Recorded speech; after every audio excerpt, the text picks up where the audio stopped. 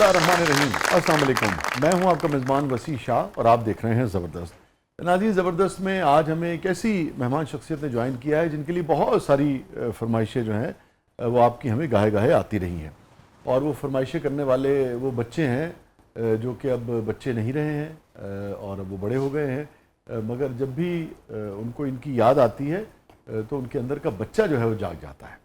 और ये अलग बात है कि वो जो बड़े हो गए हैं वो भी, और जो आज के बच्चे हैं उनमें से भी बेशुमार बच्चे ऐसे हैं जो कि इनको बहुत पसंद करते हैं, इनको चाहते हैं और इनके प्लेस ढूंढ ढूंढ कर यूट्यूब पर देखते हैं।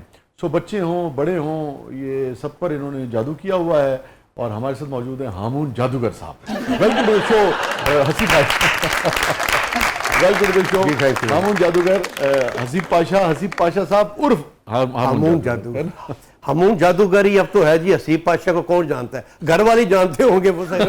हामून जादूगर को पूरी दुनिया जानती है। घर वालों ने कभी आपसे कहा कि जादूगरियां यहाँ मत किया करें? नहीं जी, घर चिराग तले दे रहा होता है वो जो है ना। हाँ, उनके नजदीक हमारी कोई अहमियत नहीं है, वो तो बस ऐसे रूटीन में देखते हैं। बाहर के लोग हमें हाथ लगा लगा के खुश होते हैं कि यार, इसका मतलब है कि कोई जादूगर हो कि कोई शायर हो, सबका एक जैसा हाल है।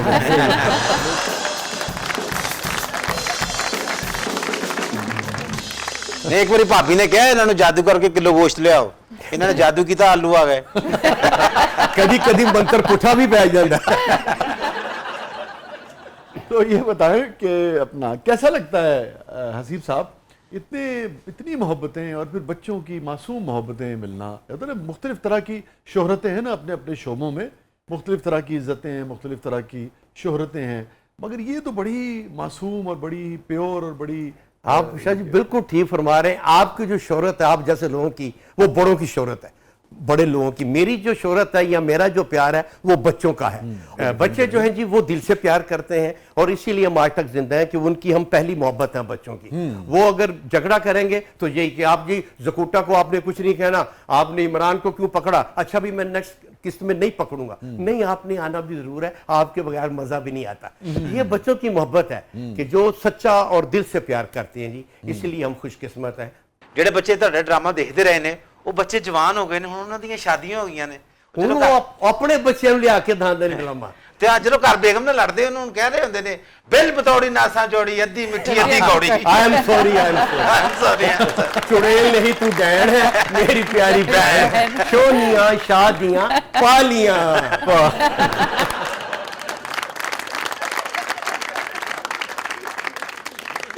अब चले जिक्र हो ही गया है तो आगे बढ़ने से पहले जितनी भी कॉन्टिन्यूटीज थी, चाहे आपकी थी, चाहे जकूटा जिन साहब की थी, चाहे बिल बतौड़ी की थी, जो भी यानी कि नाम उनके थे ना, जो किरदारों के, सबके साथ कुछ ना कुछ लगा हुआ था ना। कोई कहता था मैं खा जाऊंगा, कहता मैं पी जाऊंगी, जो भी पता। तो अपनी भी और दूसरों की भी, सबकी अगर जरा यादें ताज़ा कर दें। बिल्कुल, वो मंत्रों का सिलसिला मैंने शुरू किया था। पहली किस्त में जिक्र होता है हामून जादूगर का और सेकंड एपिसोड में हामून जादूगर आ जाता है। अब जादूगर का ये कि ए हमीद साहब लिखते थे हामून जादूगर मंत्र पढ़ता है, बिल बतौड़ी आ जाती है, मंत्र नहीं होता था। तो मेरी एक खामी थी, मैं बहुत तेज बोलता था। वो तेज जो बोलता था उसमें मैंने उल्टे सीधे फिक्रे जोड़े और उसको मंत्र की शक्ल दे दी और इतनी तेजी से पढ़े कि वो जानवर लगे, सही लगे। मतलब ये था घुम घुम घुमा छुम छुम छुमा कच कुमा चल चल चक्री बिन बिन बकरी बिल बतौड़ी नासा चौड़ी खा ले कचौरी, मैं हूं चंदा तू है चकोरी, आ जा कौमन कौमन कौमन। अरे मैंने कहा था ना चुड़ैल नहीं तू डैन है मेरी प्यारी पैन है, शोनियां यादियां वालियां। तो ये मैं लाडियां करता था उसके साथ। लिख देते थे राइटर साहब हमारे हमीद साहब के हामून जादूगर मंत्र पढ़ता है, जकूटा जीन आ जाता है। फिर वो मैंने बनाया। अब वो अलग मंत्र है जी, इसमें बेशुमार मंत्र। आज फिर मंत्रो मंत्री हो जाइए। इसमें बहुत मंत्र पढ़े जी, मंत्र वाला प्रोग्राम शुरू हो जाए। जादू आज का प्रोग्राम बच्चों के नाम।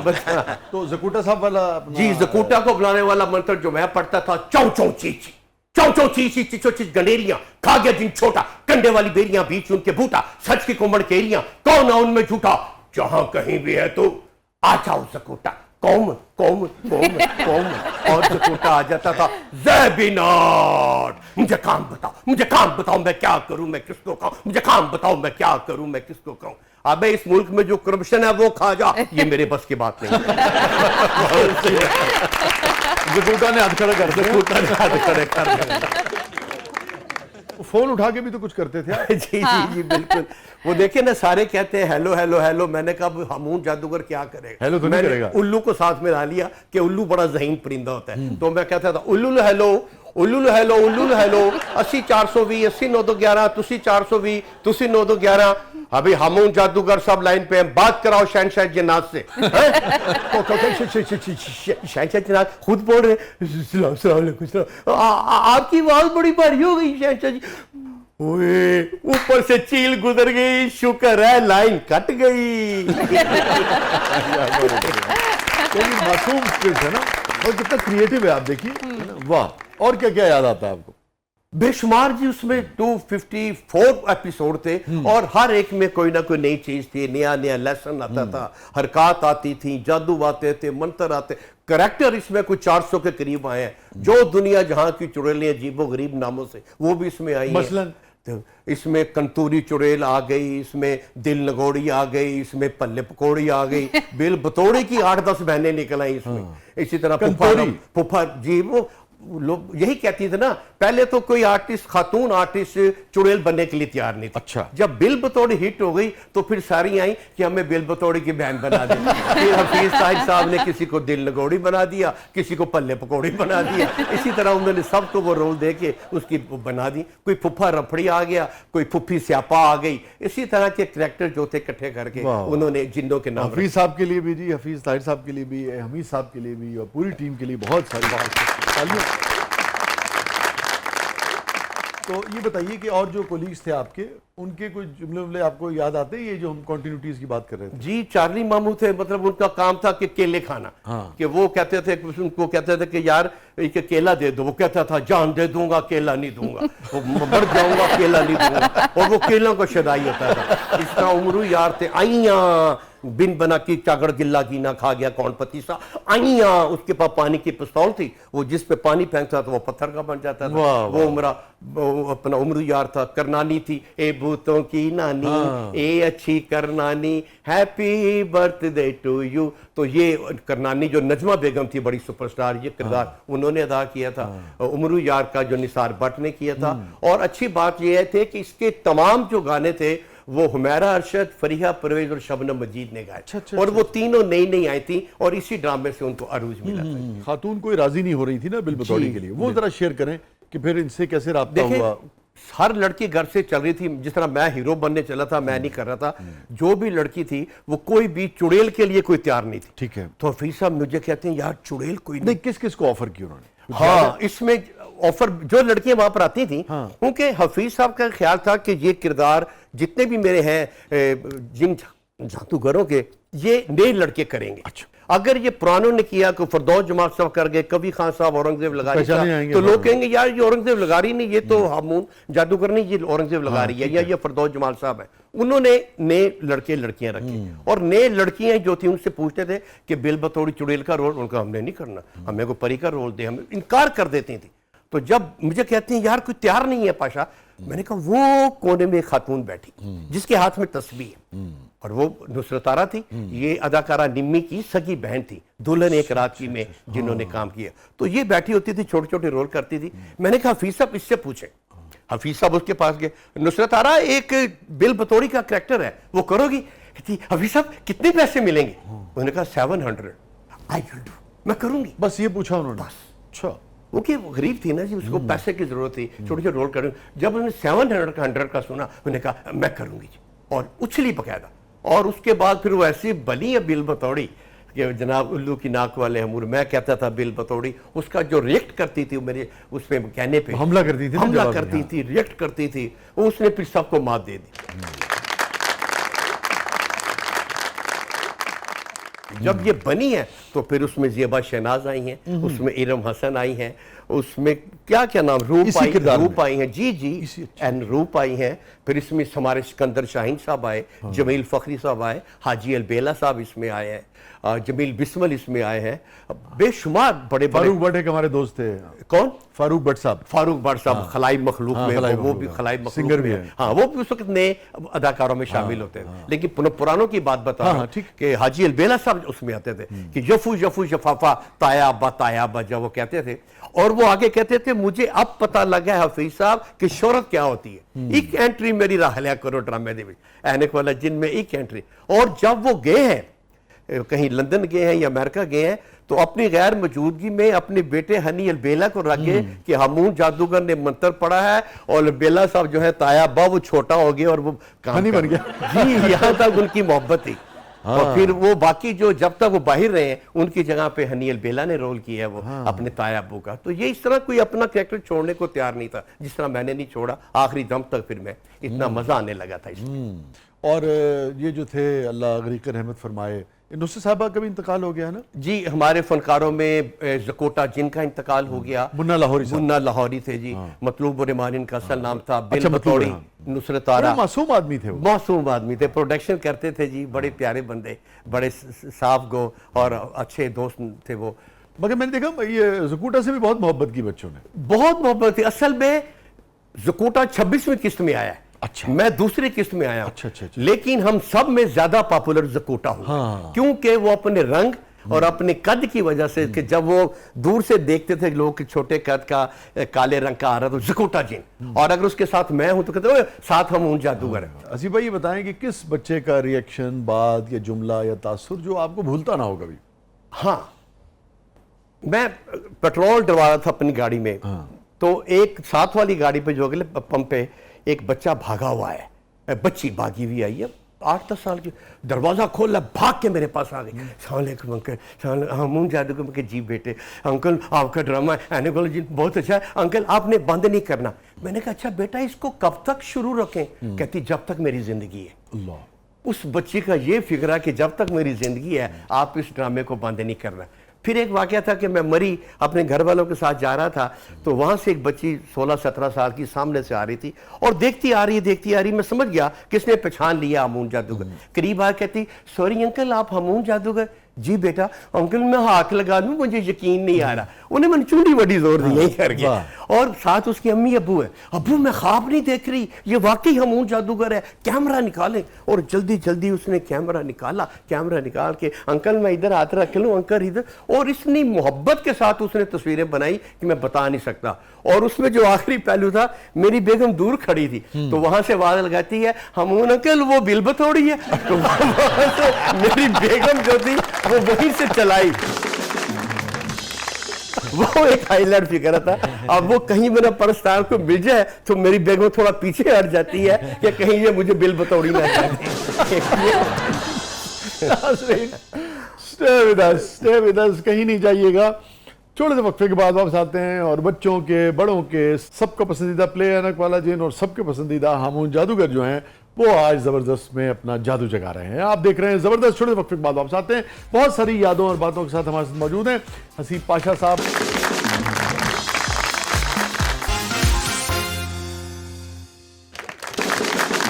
वेलकम बैक नाज़रीन। जबरदस्त में एक बार फिर खुशामदीद। हसीब साहब ये फरमाइए कि जब इकट्ठे लोग काम करते हैं 8-10 साल तो बाज़ औक़ात टेंशन्स होती हैं, बाज़ औक़ात को परेशानी होती है, बाज़ औक़ात वैसी कोई क्रिएटिव यानी कि डिफरेंसेस जो हैं वो हो जाते हैं। तो कभी कोई इख्तलाफ कभी आपस में कोई अनबन ठन हो गई हो? मेरा ख्याल है कि नहीं। अच्छा। ये वाहिद प्ले था कि जो बिल्कुल फैमिली की तरह रहा है। बल्कि अब बिल बतौड़ी मेरी बहन तो नहीं थी उसके साथ इतनी बॉन्डिंग हो गई थी इतनी अंडरस्टैंडिंग थी कि सारे कहते थे तेरी असल बहन है ये सखी बहन है ये। कि आज देखिए कि 35-40 साल हो गए आज भी हम मिलते हैं और आज भी हम उसी तरह मिलते हैं कि जिस तरह से हम ऐनक वाला जिन में मिलते थे। किसी के साथ कोई इख्तलाफ नहीं हुआ। वाह। और कोई इंसिडेंट ऐसा जो आपको याद आता हो कि हाँ भाई ऐनक वाला जिन के सेट पे एक बड़ी मुख्तलिफ सी चीज हो गई थी? ये आपके हमसाया मुल्क में ट्रेन चलती थी अमृतसर जो जाया करती थी। ये एक बड़ी मशहूर वाकया था यहाँ का। तो ये हम जल्लो पार्क में शूटिंग कर रहे थे तो यहाँ से जो ट्रेन जाती है अमृतसर में तो जब वो ट्रेन जा रही थी तो हम अपने गेटो में शूटिंग कर रहे थे जल्लो पार्क में। उस ड्राइवर ने बाकायदा ब्रेक लगा ली और तमाम पैसेंजर जो थे छलांगे मार के वो नीचे उतरे और आके हमें मिले बगल गिर हुए। अगर किसी के पास कैमरा था उन्होंने या फिर वो ऑटोग्राफ हाथों पे लेते रहे कमीजों पे लेते रहे। तो उस वक्त वो जाने वाली जो अमृतसर ट्रेन थी 45 मिनट लेट हुई। ये एक खबर थी। दूसरी एक अहम खबर इसमें ये वाकया आया अखबार में आया कि अंग्रेजी अखबार में PTV पे आया कि ऐनक वाला जिन ने 80 बच्चों की जान बचा ली। हम हैरान हुए कि ऐनक वाले जिन ने कैसे जान बचा ली। हम वो अखबार लाए, अखबार पढ़ा तो उसमें यह था कि पार्ट टाइम एक राजनपुर के इलाके में एक स्कूल था जो पार्ट टाइम हुआ करता था, उसमें को 80 बच्चे जो थे वो ट्यूशन पढ़ते थे। तो जब ऐनक वाले जिन का वक्त हुआ तो उन्होंने कहा कि चौधरी साहब के घर हम जाके ड्रामा देखें मैडम ऐनक वाले जिन। उन्होंने कहा अच्छा, अब तरस आ गया मैडम को। उनके जल्दी जाएं और फौरी ड्रामा देख के तो वापस आ। बच्चे सारे खुशी के साथ इतनी तेजी के साथ बाहर निकले हैं कि वो धमाके से या खुशी से चंद सेकंड के बाद छत गिर गई उस स्कूल की। छत गिरी और बच्चे सारे बाहर थे और अल्लाह ताला ने, जी हाँ, और वो अल्लाह ताला ने वो जो बच्चे ऐनक वाला जिन देखने निकले उस छत की वजह जो गिरने से वो सारे के सारे बच्चे बच गए। इस तरह कई वाकयात है। हमारी गाड़ी उठा ली बच्चों ने। अच्छा जी बिल्कुल जी। एक स्कूल में हम शो कर रहे, कब हुआ? अच्छा, हम एक स्कूल में शो कर रहे थे, स्टेज शो। हम वहां से आंख मन हमारा ख्याल था कि उसके बाद हमने अपने पहले कुछ और करैक्टर करिए कि हम पीछे से निकल जाए। हम बड़े साहब से जकूटा मैं बिल बतौड़ी निकल के। कहाँ का कब का वाकया? ये वाकया है जी शादरे का एक सिनेमा है वहाँ, गालपुर संगीत सिनेमा है, वहां पर हम ये शो कर रहे हैं। लाहौर का जी, लाहौर का वाकया है शादरे का। तो जब हम वहां से बाहर निकले हैं तो हम गाड़ी में बैठ गए हैं, तो बच्चों को पता चल गया कि ये निकल गए। अरूज पे थे ड्रामा, सारे बच्चे ड्रामा छोड़ के बाहर आ गए और हमारी गाड़ी को उठा ली, बिल्कुल आधा ले गए वो। और वो आधी गाड़ी उठाती, कहते बाहर निकलो मिलोगे तो वरना गड्डी उठा दिया। हमारा खौफ से बुरा हाल मेरा जकूटे का। उसने बाहर कोई जादू नहीं चला उस दिन आपका? बच्चों पे कहाँ जादू चला है जी। और हम वहां पर शीशा निकल के टेढ़े तिरछे हुए और अच्छा आ रहे और यकीन दिलाया जकोटा ने हमने। तो उन्होंने नीचे गाड़ी की तो फिर हम बाहर निकले। फिर उन्होंने जो हमारा अशर किया, उधर से खींच इधर, वो हमारे कपड़े फाड़ना बड़ा एजाज समझते थे। किसी ने हार उतारा, किसी ने हमारी टोपी खींची, किसी ने चूड़ियाँ वड़ियाँ। मतलब एक अजीब मोहब्बत थी उनकी। उस मोहब्बत ही वो बुरा नहीं था। हमें आज भी मजा आता है कि ये बच्चों की मोहब्बत थी उस वक्त। ये फरमाइए कि इतनी शोहरत, गैर मामूली माशाल्लाह शोहरत आप लोगों को सबको मिली ना, और प्यार भी मिला बच्चों का, है मासूम बच्चों का प्यार मिला, तो को माली हालत भी आप सबकी बहुत बदली इस प्ले की वजह से? काश ऐसा हो जाए कि फनकारों की हालत। आप देखिए ना कि हमारे कुछ फनकार तो बड़े खुशहाल हैं इस वक्त। आम तौर पर जो फनकार हमारा है वो हैंड टू माउथ ही रहा है। मतलब हमारे जकोटा जिन हैंड टू माउथ रहे, बिल बतौड़ी की कई दफ़ा हुकूमत ने मदद की, ए हमीद साहब को कई दफ़ा मैं मौजूदा वज़ीर आज़म ने चेक भेजा 10-10 लाख का, मैं खुद उनके घर देख कर आया। इसी तरह ये है कि हमारे है बिल बतौड़ी, जकोटा जिन, सामरी जादूगर, ये बेचारे मुख्तार अहमद शाद, बिल बतौड़ी, ये सारे हैंड टू माउथ कस्मा पुरसी में मरे हैं जी सारे। हमारी हालत ठीक नहीं रही, लेकिन वो जो शोहरत है ना वो उस दौलत पे बहुत भारी, कि जो हमें प्यार मिलता है तो हम फिर वो भूल जाते हैं कि हमारी जेब में पैसे हैं कि नहीं है। अद्धे काम साढ़े शहर चूँ जी फ्री हो जाते हैं। जरा पछान लेंदा ना हमून जादूगर, कोई गल नहीं सर, चाह दे पैसे रहन दे सर जी, कोई गल नहीं, बिरयानी साढ़े वालों खा लो। तो कई आपके शहर में छोटे मोटे काम जो पछान लेता है वो फ्री हो जाते हैं। तो शायद यूँ हम मैनेज कर लेते हैं। ये जिस तरह से लोग अपनी मोहब्बतें पेश करते हैं, और उसकी वजह ये भी है कि वो बच्चे बड़े हो गए ना, वो कहीं है तो उसको याद आ जाता होगा। इन मोहब्बतों में भी कोई ऐसी बात जो बिल्कुल आपको भूलती ना हो? इसमें अब ये जो मोहब्बत है ना, ये आपने बड़ा ठीक कहा कि एक वो मोहब्बत जो बताई है। अब मौजूदा मैं जो ड्रामा करता हूँ लाइव, 16 साल से मैं फैमिलीज के लिए आपकी इंफॉर्मेशन डिपार्टमेंट फ्री कर रहा है कि देखो इसको, ये फैमिली ड्रामा है। फैमिली ड्रामा क्या होता है, उसमें जिन जादूगर परियां भूत, बहुत खूबसूरत प्ले है। उसमें यह है कि एक बच्चा, स्पेशल बच्चा गुज़िश्ता 6 साल से आ रहा है, जिसको जो यूं बिल्कुल बेचारा ऐसे करके, और वो इस वक्त 10 या 12 साल का है, और वो मेरी फ्रंट सीट पर आकर बैठा होता है। उसके माँ बाप कहते हैं कि पाशा साहब 6 दिन ये बच्चा घर में मुर्दा पड़ा होता है। 8वें दिन जब इतवार आती है तो ये उठ जाता है, कहता है कि आज इतवार है और मून जादूगर इतवार मून जादूगर। तो वो इसको ये पता है कि आज संडे है और आज हमने ऐनक वाला जिन देखने जाना। और वो एबनॉर्मल बच्चा, स्पेशल बच्चा जिसको वो लेकर आते हैं, वो एक मेरे लिए एहसास है कि वो, उसके माँ बाप कहते हैं हम इसके लिए जिंदा हैं और आपने इसको जिंदा रखा हुआ है। हम आपके शुक्रगुजार हैं कि कम से कम संडे वाले दिन हम अपने बच्चे को एक्टिव पोजीशन में देख लेते हैं कि इसमें जान है। वो अब भी मेरे अमीर अली उसका नाम है, अब भी वो मेरे प्ले में आता है। और बड़ा नेक बच्चा जो उदे को मैं जड़ी दुआ कराना भी पूरी हो जाती जी। कहते हैं दिल बड़ा हो जाता होगा। जी, मैंने उससे 2-3 कहा, कहते हैं ना कैसे बच्चे, और उसकी मोहब्बत इंतहा की। मेरे फ्रंट सीट पे बैठते हैं, मेरा VIP होता है जी वो। और मैंने 2-3 काम का, मैंने कहा मीर अली दुआ है मेरे से कर दे, अल्लाह मियां मूर जादूगर नु घर दे देवे। अल्लाह ने करम कर दिया। अल्लाह करम करने वाला है, लेकिन वसीला वो बच्चा बन जाता है जी, जो ऐनक वाले जिनका दीवाना है। और आप देखिए कि एक डिफरेंटली एबल जो बच्चा है उसकी ज़िंदगी में कितना इम्पैक्ट है, और यही ताकत है एक अच्छे आर्ट की, अच्छे थिएटर की, अच्छे ड्रामे की, अच्छी सोच की, है ना। बहुत सारी तालियां आपके लिए और हर उस आर्टिस्ट के लिए जो अपने काम से लोगों को राहत पहुंचाता है, उनकी ज़िंदगियों में आसानी पहुंचाता है, उन्हें शऊर तकसीम करता है, तफरी तकसीम करता है, उन्हें रिलैक्स करता है। कई शेड्स है ना जी, यही आर्ट की पावर है। और मैंने बकायदा शाह जी इसके लिए जादू सीखे हैं। जादू वैसे तो हराम है ना, लेकिन हाथ की सफाई वो जो दिखाते हैं मैजिशियन स्कूलों में, अच्छा। मैंने 1.5-2 लाख रुपया लगा के जादू सीखे हैं। वरना हम जादूगर आज जिंदा ना हो। मैं जो शो करता हूं 2 घंटे का, एक लड़की आई है, मैंने शादी पे जाना है, हमून जादूगर मेरे कपड़े चेंज कर दो।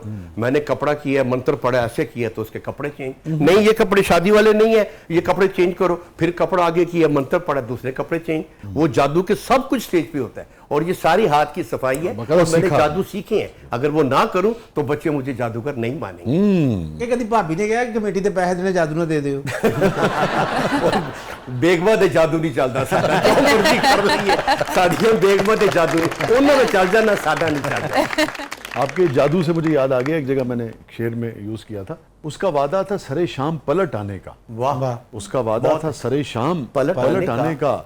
शाम के वक्त कभी घर नहीं छोड़ा मैंने। वाह वाह, उसने एक रोज कहा नौकरी मुश्किल है मगर, वाह, उसने एक रोज कहा नौकरी मुश्किल है मगर आपकी वजह से दफ्तर नहीं छोड़ा मैंने। वाह वाह वाह वाह वाह, शुक्रिया, बहुत अच्छे, बहुत अच्छे। और जो आपकी वजह से मुझे याद आया, तालियां कैसी कोई गिरिया मातम यारो। वाह, तालियां कैसी कोई गिरिया मातम यारो।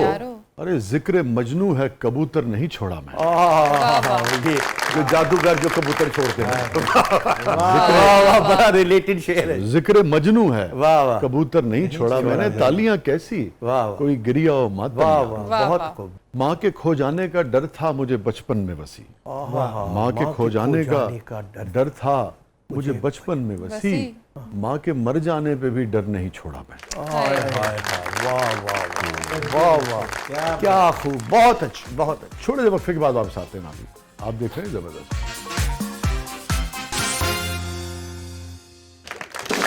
वेलकम बैक नाज़रीन, जबरदस्त में एक बार फिर खुशामदीद। हसीब पाशा साहब, हमारा सेगमेंट है, इसका नाम है catharsis. Any regret in life?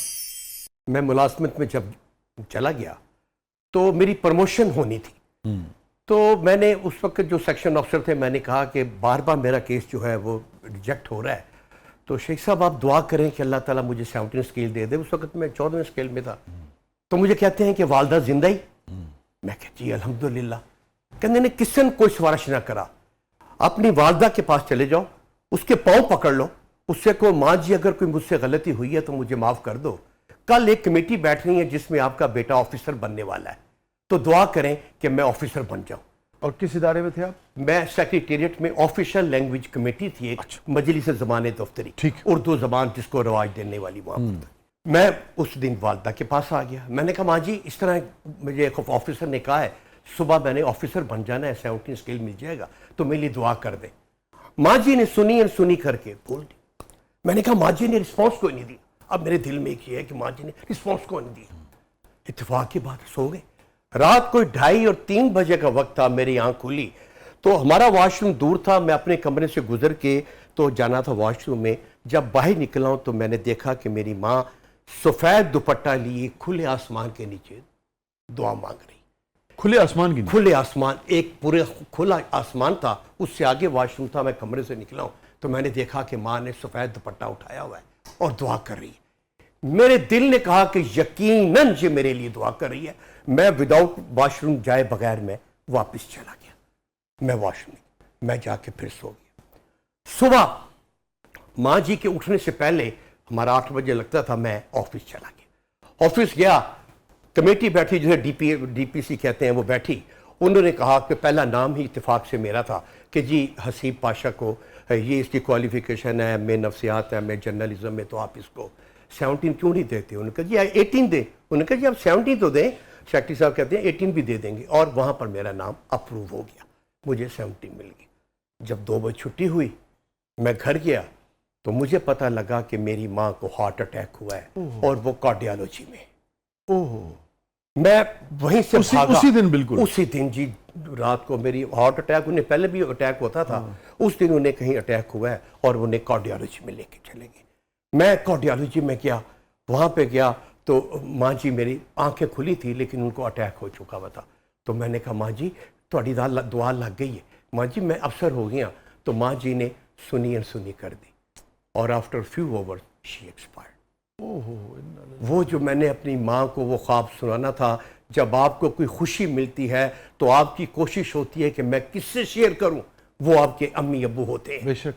तो मुझे वो खुशी में, उनको पता नहीं उन्होंने सुनी ना सुनी, उसके बाद जवाब नहीं दिया और मैं वहाँ पर उनका इंतकाल हो गया। वो मैं आज तक महसूस करता हूँ कि क्या माँ जी ने वो खुशखबरी सुन ली थी, नहीं सुनी। वो एक तशनगी मेरे अभी तक मेरे दिल में। ओह ओह, वेरी सैड।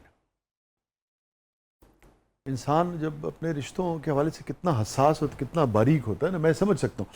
तो बुनियादी तौर पे आप ये सवाल उठता रहता है कि पता नहीं माँ ने वो जाने से पहले वो खुशी वो सुन सकी कि नहीं सुन सकी। वो आंखें वो खुली बात थी जो कि माँ की खुशी तो औलाद की उसमें ही होती है ना। और उसने यकीनन दुआ मेरे लिए कर दी थी। मुझे ये दिल तभी तो हाँ देखे ना, रात को कर दी थी दुआ। 2-3 दफा मेरा केस रिजेक्ट हुआ था। आपका तासुर क्या है एक इंसान, एक बेटे की हैसियत से? आपको आपका दिल क्या कहता है कि माँ के जो जो जो जो एक्सप्रेशन था, जो जो आपने चेहरा उस वक्त देखा, आपको क्या लग रहा था? मुझे लगता था कि उन्होंने सुन लिया है, आंखें खुली थी, बोल नहीं पा रही थी।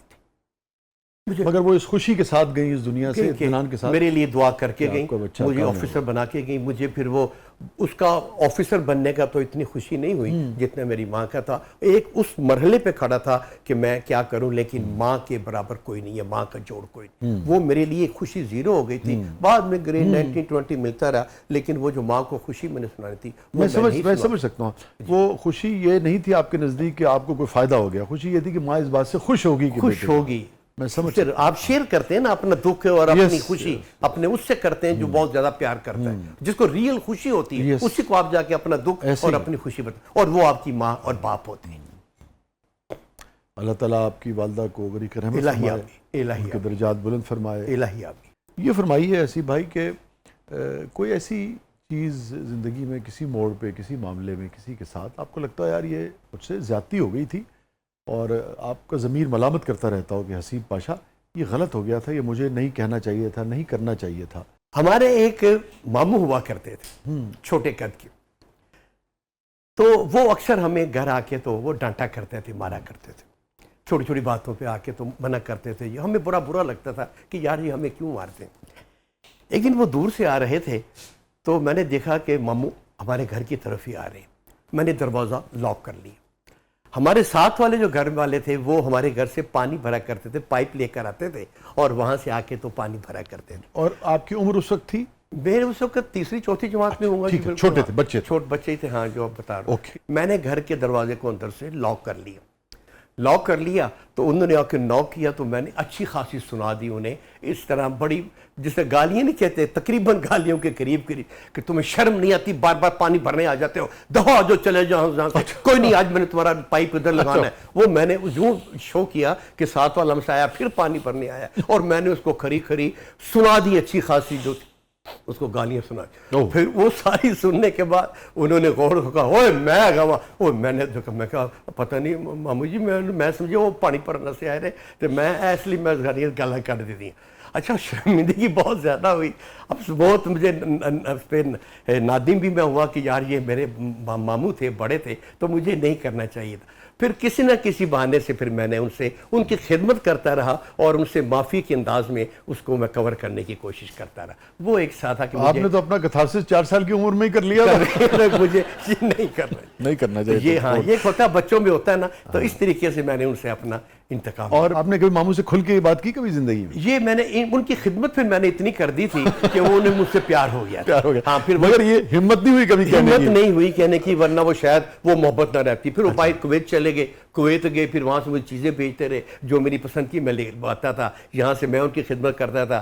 तो ये फिर मैंने आपको सारी जिंदगी रंज रहा। प्यार, हाँ प्यार, मैंने उसको कोशिश की ज़्यादा देने की, हाँ, खिदमत ज़्यादा की। मैं समझ। और मामू आपके अभी नहीं, वो हयात नहीं है, अच्छा, जो वो 10-15 साल हो गए हैं, ही एक्सपायर्ड। मगर इस वाक़े के बाद आपको फिर रंज रहा कि यार ये मुझे नहीं करना चाहिए। ये नहीं कि मामू के साथ करने के बाद फिर मैंने सबकी इज्जत की। मैंने कहा उस वक्त का मुझे रंज है, तो उसके बाद मैंने किसी से भी ऊंचा बोलने की, बदतमीजी की उसका एक पॉजिटिव असर हुआ इस वाक़े का उसको जी कि अल्लाह ताला आपके मामू को भी जी गरीब रहमत इलाही फरमाए। आप। ये फरमाइए कि हैप्पीएस्ट मोमेंट।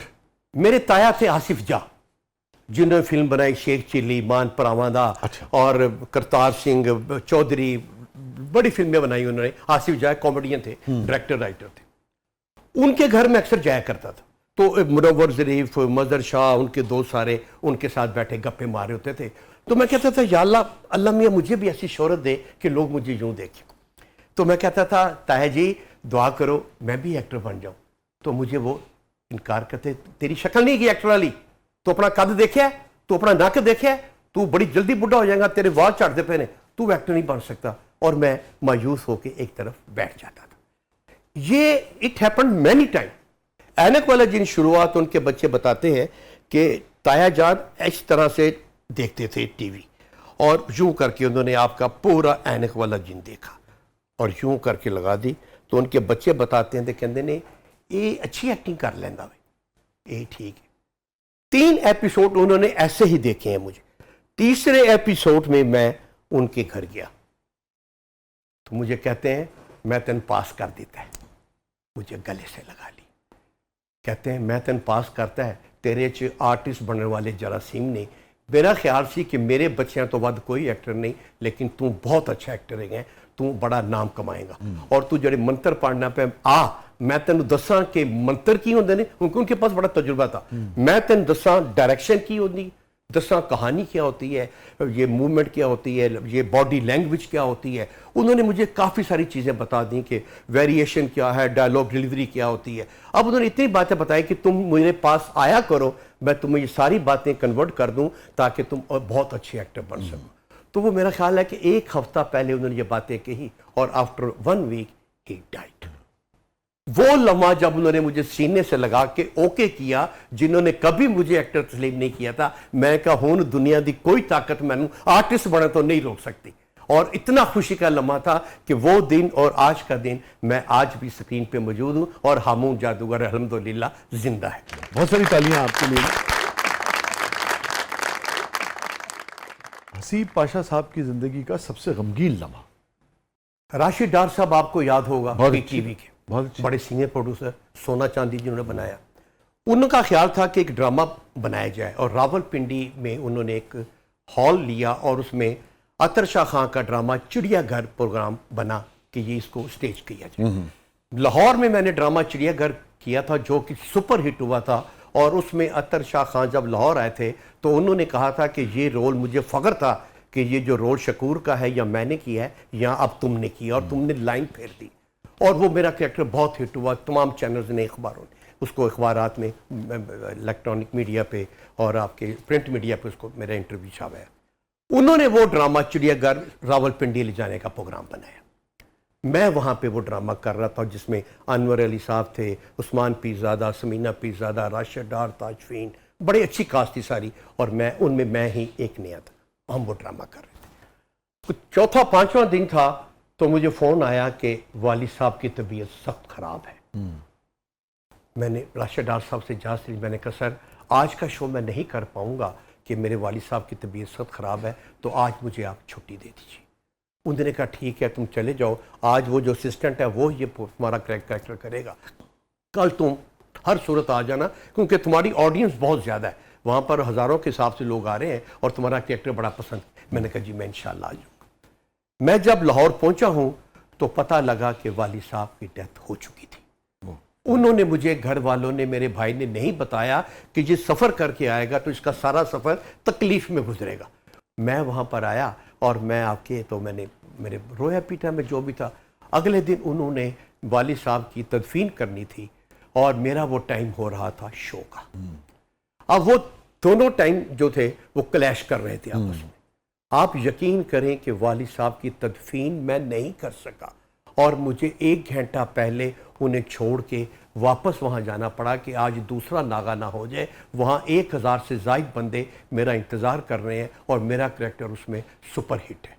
और मैंने वहीं से उनके पाँव को हाथ लगा के, वे किसी को पता नहीं अपने वालिद साहब के, और मैं खामोशी से निकल गया कि ख़ानदान वालों को पता ना चले कि बाप मरा हुआ है और बेटा जो है इसको दफनाने से पहले इसको छोड़ के चला गया। वो तकलीफ़ वो मुझे, जब मैं वहाँ पर पहुँचा, मैंने शो किया। शो करने के बाद राशिद डार साहब ने स्टेज पर आकर बताया कि ये अपने वालिद साहब की तदफीन भी नहीं करके आया और आपके सामने ये स्टेज शो कर रहे हैं। और पूरे हॉल ने खड़े होकर क्लैप की मेरे लिए और मुझे कहा कि आप फ्री नहीं। वो एक लम्हा खुशी का और गमी का जो मिक्स था, वो मैं उन लम्हात को आज तक नहीं भूल पाया। कितना अर्सा हो गया इस बात? 94 या 95 की थी जी, तकरीबन 32 साल पहले। 95। अब आप मुड़ के देखते हैं 32 साल पुराने इस वाक़े को, आज के दिन आपके क्या एहसासात होते हैं या एहसास होता है, क्या एहसास है आपके दिल में उस वाक़े के हवाले? हम कुछ भी नहीं कर सकते। एक आपका शौक़ है, एक आपका ख़ानदान है, एक रिश्तेदारियां हैं, एक आपके खूनी रिश्ते हैं। बड़ा मुश्किल हो जाता है डिफ्रेंशिएट करना कि व्हाट शुड वी डू, हम ये करें, ये करें, ये करें। लेकिन हमें कि घर वाले शायद माफ़ कर देंगे, वालिद साहब माफ़ कर देंगे। वो जो 1000 बंदा हॉल में बैठा हुआ है, जिन्होंने सीटें भी तोड़नी है और जिन्होंने कहना भी है, जिसकी खातिर हमें लोग देखने के लिए आए हैं, करैक्टर भी मेरा था, तो उसको बैलेंस करने के लिए आपको ज़िंदगी में क्या क्या कुर्बानियाँ देनी पड़ती हैं। आप मुड़ के उस हसीब पाशा को आज देखते हैं तो आपके जहन में क्या ख्याल आता है? कुछ भी नहीं, कि हम बेबसी का ख्याल आता है कि हम कितने बेबस थे, हम डिसीजन नहीं ले सके, हम इतना फंसे हुए हैं कि हम क्या करें, हम इधर जाएं या इधर जाएं, इधर भी खाई है, इधर भी खाई है, ये रास्ता भी कांटों भरा है, हमने क्या इंतखाब कर रहे हैं। मगर मुझे जो आपकी बात से लग रहा है कि आपको इसका गम भी है और रंज भी है। जी बिल्कुल है, रंज भी, रंज है, बिल्कुल है, बिल्कुल है। कि मैं आखिरी दम तक होता ना जी, वालिद साहब को तदफीन के आखिरी लम्हात तक आपको साथ रहना पड़ता है, कि जब तक फिर हमें दफनाने के बाद बाहर आके दुआ भी मांगनी पड़ती है। जब हम लोगों की जाते हैं तो मुझे वो वाक़या याद आता है कि मैंने अपने वालिद साहब की तदफीन के बाद चंद कदम आके पीछे आके दुआ क्यों नहीं मांगी। जब भी किसी जनाजे पे जाता हूँ तो मुझे वो याद आता है कि मैं अपने वालिद साहब की तदफीन के वक्त क्यों इतना दूर रहा। ये शायद फनकारों की ज़िंदगी में आता है, कई फनकारों की ज़िंदगी में फनकार बनने के लिए शायद इन मराहिल से गुजरना पड़ता है। हाँ, और भी यानी कि बात यह है कि अल्लाह ताला सबको जज्बाती तौर पे उसकी तस्कीन फरमाए। और चूँकि जज्बाती जो तशनगियाँ हैं वो भी बड़ी खौफनाक होती हैं ना, मगर ज़िंदगी की हकीकतें इतनी खौफनाक होती हैं, लोग बाहर से नहीं आ पाते, लोग एक मुल्क में रहते हुए नहीं आ पाते। आइडियल तो सिचुएशन हो तो कौन ये यानी कि नहीं करेगा, मगर ये है कि ज़िंदगी तो वो नहीं दे। हमारे एक शायर है ना पंजाबी दे, वो दे उन्होंने शेर है ना, मजबूरियाँ चाहे निखड़ेंदियाँ ने वश नाल निखड़दा कोई नहीं। बस ये है, मैं इस पे कोई तबसरा नहीं करना चाहता, बस ये है कि डरते रहना चाहिए। और ये बाज़ औक़ात ज़िंदगी बड़ी खौफनाक तरीक़े से बांध देती है इंसान को, बड़ा बोलना नहीं चाहिए। Very true, very true. तो क्योंकि अगर बस में हो तो यकीनन, जैसे आपने कहा कि कोई भी नहीं जाएगा छोड़ के, तो सबसे तल्ख़ याद ज़िंदगी की, सबसे बिटर मोमेंट, तल्ख़ तरीन यादों में ये है कि जब हम कोशिश कर रहे थे आर्टिस्ट बनने के लिए, और आपको पता है कि PTV पे जाना एक बहुत ही मुश्किल मरहला होता था, कितनी सिफारिशों के साथ आप टीवी पर जाया करते थे, जब स्ट्रगल कर रहे थे आप, स्ट्रगल करते थे कि किसी तरीके से हमारा नाम अंदर हो और हम चले जाए। तो उस वक्त भी वो हमारे जो मुन्ना लाहौरी साहब जिनका हम जिक्र कर रहे थे, कोटा जिन, वो प्रोडक्शन किया करते थे, वो लिस्टें बनाया करते थे प्रोड्यूसरों की, तो वो किसी न किसी लिस्ट में हमारा नाम डाल दिया करते थे। उनकी आपकी पुरानी दोस्ती थी? पुरानी दोस्ती, बहुत पुरानी जी, जब वो वहाँ पर बिल्कुल यंग थे और हम भी यंग थे। अभी ब्रेक नहीं मिला ना आपको ना उनको? हाँ, नहीं है ना, ठीक है। तो वो वहाँ पे नाम भेज देते, तो फिर मुझे बता देते थे बड़े साहब से कि कमर अली शाह दिली की तरह नाम है, यावर याद अली शाह जी थोड़ा नाम है जे उठे चले जाओ। और मैं वहाँ पे जाके बड़े टैके से जी यावर साहब कह जी हाँ, हसीब पश हाँ है, और हम बना के तुम चले जाते। एक दिन उन्होंने, हमारे प्रोड्यूसर खैर फौत हो गए हैं, वो उनके नाम में भेज दिया और उन्होंने कहा जी उनसे आप मिल लें। मैं उनके पास चला गया, वो अब दुनिया में नहीं है। तो उन्होंने मुझे देखा, और तुम एक्टर बनेगा, शक्ल वेखी वो कद वेखिए ही अपना, आ गया एक्टर बनने से। मैं कही जनाब तुहाडे कोलों कुछ सीखांगा, सीखेगा तू मेरे कोलों, मैं अकेडमी खोली थे, मैं कॉलेज खोले, स्कूल खोले, किसी स्कूल दाखला लै जाके जब जाके ट्रेनिंग करके आ तो फिर इतने आई और मुझे उन्होंने कमरे से बाहर निकाल दिया। फिर बाहर निकाल के तो मुझे पता चला कि पंजाब आर्ट्स काउंसिल में क्लासें होती हैं जो एक्टिंग सिखाती हैं। फिर मैंने वहाँ पे जाके तो क्लासें अटेंड करनी शुरू कर दी। जब क्लासें अटेंड की तो वो जो उस्ताद थे 2-4 क्लासें अटेंड की तो उन्होंने मुझे क्लास से बाहर निकाल दी। तुम एक्टर बनने आया, लहजा देखा है अपना, कितना तेज बोलते हो तुम, इतना तेज बोलने वाला कभी आर्टिस्ट नहीं बन सकता, चलो बाहर निकल जाओ। और मैं बाहर जाके हाथ ऊपर करके बाहर खड़ा होता था क्लास के कि मैं एक्टर नहीं बन सकता, मैं क्या करूं। तो फिर मैं माफ़ी मांगता था उनसे, सर जी मैं अब आहिस्ता बोलने की कोशिश करूंगा, मुझे माफ़ कर दें, क्लास में बिठा दें। अब उन्होंने मुझे दुत्कारा और मैं क्लास अटेंड करने आया, क्लासें अटेंड की तो मुझे क्लास से बाहर निकाल दिया गया कि तुम बहुत तेज़ बोलते हो, ये बहुत बड़ी खामी है जो आर्टिस्ट में नहीं होनी चाहिए। मिसालें दे रहे हैं तलत की और इकबाल की, फलाने की, कि वो देखो कितना स्लो बोलता है आहिस्ता। तो फिर मैं आहिस्ता आहिस्ता वहाँ पे क्लास में आता था और बड़ा कम बोलता, डर डर के मैं बोलता था कि मैं तेज़ ना बोलूं। आपको कॉन्फिडेंस चेक हो गया ना? हाँ, वो उन्होंने कहा जी ये आर्टिस्ट, मतलब वहाँ पर भी एक मुझे जिच किया गया पूरी क्लास में। तो फिर अल्लाह ताला ने करम कर दिया कि वही जो मेरा तेज बोलना मेरे उस्तादों की नजर में बुराई थी, अल्लाह ताला ने उसको अच्छाई में कन्वर्ट करके मुझे हामून जादूगर बना दिया। वो जो अल्लाह ताला ने किसी चीज को बेकार पैदा नहीं किया कि वो जो है अगर जकोटे का काला रंग छोटा कद उसको सुपर हिट कर सकता है, मेरा तेज बोलना जो था वो मेरी खामी को कवर करके मुझे अच्छाई में तब्दील कर सकता है। एक बिल बतौड़ी जो वहाँ पे 70-80 साल की खातून बैठी हुई है, स्किन की प्रॉब्लम है, उसे कोई नहीं काम दे रहा है, अल्लाह ताला ने उसकी उसको खूबसूरती में तब्दील कर दिया है। तो ये उसका निज़ाम है। कोई चेहरा, हर चेहरा किसी ना किसी का महबूब होता है, कोई चेहरा भी बेकार नहीं है, ये साबित हुआ जिंदगी में। तो एक तवील साथ है आपका मुन्ना लाहौरी साहब के साथ भी और है नुसरत आरा साहब के साथ, और दोनों इस दुनिया से चले गए। दोनों आखिरी मुकालमा आपका इन दोनों दोस्तों से क्या हुआ था? ज़कूटा जिन और मैं, आखिरी जब हमारा शो था तो हम शो के लिए निकल रहे थे। और ये थिएटर का था कहीं? ये थिएटर ही पूरे, जब ड्रामा खत्म हुआ है तो पूरे स्कूलों में, पूरे पंजाब के, पाकिस्तान के स्कूलों में, बाहर भी हम जाते रहे। हमें हर स्कूल में इनवाइट किया जाता था और हमने एक ड्रामा तैयार कर लिया था ऐनक वाले जिन का, जिन और जादूगर के नाम से, जो हम स्कूलों में करते थे। वो जब हम घर से निकले, उसके घर गए, उसको लिए हमने कि चले शो पे जाने लगे, तो उनकी मिसिस ने आवाज दी, इन्होंने, रुखसाना दुआ करना, मैं जा रहा हूं शो करने के लिए। अच्छा जी ठीक है, अल्लाह के हवाले। तो मुझे बाहर आके कहते हैं, पाशा अपनी बेगमात की दुआएं लिया करो। बेगमात से मुराद किसी की एक है या दो है, जितनी भी है, कहते हैं अपनी बेगम की दुआ लिया करो। कहता है पाशा साहब, जो बेगम जो दुआ करती है वो रद्द नहीं होती। मैं अगर आज ज़कूटा जिन हूं तो अपनी बेगम की वजह से हूं।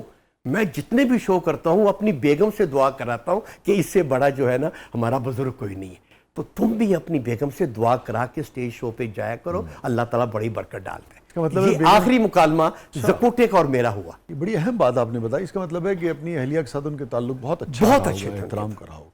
और देखिए ना, ये भी कितनी अहम बात है जी। जब हम एक और उन्होंने मुझे चीज़ सिखाई, जब स्कूलों में जाते थे ना तो कई बच्चे आते थे, अस्सलाम वालेकुम अंकल, मैं ना जुवैद साहब का बेटा हूँ। तो मैं कहता कौन जुवैद? अंकल वो आपके दोस्त हैं, उन्होंने बताया था कि आप दोस्त। बेटा मैं नहीं जानता, मुझे नहीं पता। तो ज़कूटा जी ने कहा, शाह जी ऐना करया करो, पता नहीं उसके बाप ने कहाँ आपसे मुलाकात की है, उसका दिल ना तोड़ो। अगर उसने कहा है कि मैं जुवैद साहब का बेटा हूं तो उसको शुक्रिया अदा करो, उसको सलाम भेजो, उससे प्यार करो, पता नहीं उसका मान रखो। बच्चे मान रखो। वो जाके ना वो झुकेगा, अब्बा जी बन जाके लड़ेगा, होते हम जादूगर तो हम जानता ही नहीं। तो ये एक बड़ा अच्छा उसका पैगाम था कि कोई भी आपको आके कहे कि जी आप मेरे अब्बू के दोस्त हैं, आप मेरे भाई के दोस्त हैं, तो आप नहीं भी जानते तो हम ही भर लिया करो, हाँ मैं जानता हूँ। बेटा क्या हाल है उनका, बेटे कहाँ होते हैं, मेरा सलाम कहना, मेरा उनको सलाम कहना। वे किसी का दिल ना टांगे, क्या कहने, रब दिला में चलेंगे। मुड़ के देखे कोई ऐसी चीज़, ऐसी बात है अपनी ज़िंदगी से आपकी, कोई वाक़या, कोई दौर, कोई इंसिडेंट, कोई लम्हा, कोई रिश्ता जिसको आप सोचते हैं यार मेरे बस में हो वसी पाशा तो मैं ये डिलीट मार दूं? आप यकदम हमले कर देते हैं और बड़े मुश्किल हमले कर रहे हैं। मेरा ख्याल है कि सबसे मुश्किल इंटरव्यू जादूगर का यही है और आपने जिन जादूगर खूब काबू किए शाह जी। जिन्नू जिन जप्पा पा लिया ਤੁਸੀਂ ਜਿੰਨ ਜਾਦੂਗਰ ਕਾਬੂ ਕੀਤੇ ਇਹਦੇ ਵਾਸਤੇ ਜਾਣਾ मुश्किल है ऐसा। मेरी शाह जी एक दिली ख्वाहिश है जो मैं बड़ी शिद्दत से हर साल उसको बहुत ही बेताबी से महसूस करता हूँ कि हमारी हुकूमत जो सब्सिडी देती है वो उम्रा और हज पे क्यों नहीं देती। बाहैसियत मुसलमान जो अरकान हमें नमाज रोज़ा ज़कात हज हम पे फ़र्ज है, हज की उसमें बड़ी अहमियत हासिल है। 12-14 लाख का हज हो गया। मैंने देखा है लोग तड़पते हैं उम्र और हज के लिए, लेकिन इतनी ह्यूज अमाउंट है कि वो पे नहीं कर सकते। तो मैं कई जगहों पर ये दरख्वास्त करता हूँ हमारे जो अपना काम है गवर्नमेंट से कि प्लीज़ प्लीज़ जो आप इतनी सब्सिडी देते हैं दीगर महकमे को, इस तरफ भी अपना रुझान लाएं। ज़कात और उम्रा इतना सस्ता कर दें कि हर मुसलमान बाखुशी भागता हुआ खासतौर पर जो मुस्तहिकीन है वो वहाँ पर चले जाए। ये एक मेरी दिली ख्वाहिश है कि अल्लाह करे किसी मुकाम बाला के जहन में बात आए और इसको इतना सस्ता कर दें कि तमाम मुसलमान जो है वो जाके तो ज़ियारत मस्जिद नबी और खाना काबा देख सकें। बहुत बहुत शुक्रिया हसीब पाशा साहब, आपने वक्त निकाला, आप तशरीफ़ लाए और बच्चों की सी एक्साइटमेंट है माशाल्लाह। आपकी गुफ्तगू में भी, आपकी आंखों में भी अल्लाह ताला इसको ऐसे ही सलामत रखे। और आज जिन बच्चों ने देखा होगा आपको वो भी बहुत खुश हुए होंगे, वो बड़े जिनके अंदर एक बच्चा रहता है वो भी बहुत खुश हुए होंगे, वो बड़े जो अपने बचपन को मिस करते हैं वो भी बहुत खुश हुए होंगे। बहुत बहुत शुक्रिया, बहुत ही अच्छा लगा आप तशरीफ़ लाए और बहुत दिल से बातें की। बहुत शुक्रिया, बहुत शुक्रिया। उल्लू हेलो, उल्लू हेलो, उल्लू हेलो।